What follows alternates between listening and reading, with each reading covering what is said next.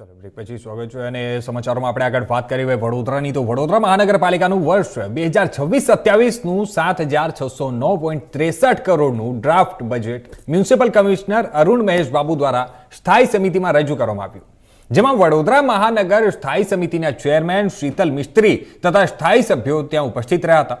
વડોદરા મહાનગરપાલિકાનું વર્ષ 2026-27નું draft budget 7,609.63 crore રૂપિયાનું municipal commissioner Arun Mahesh Babu દ્વારા ત્યાં સ્થાયી સમિતિમાં રજૂ કરવામાં આવ્યું હતું.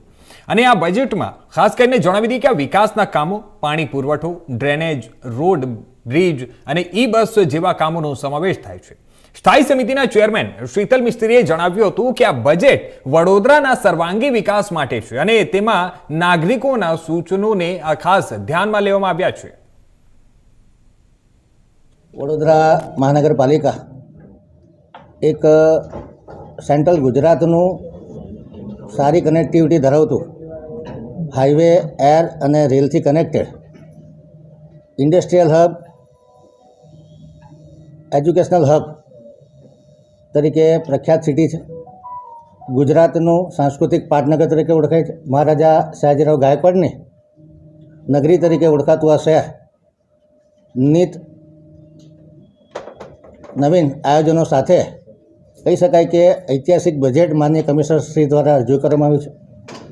ગયા વખતનું જે બજેટ હતું એના મોટા ભાગના જે પ્રગતિના કામો હતા એ અમે કરી શક્યા છે.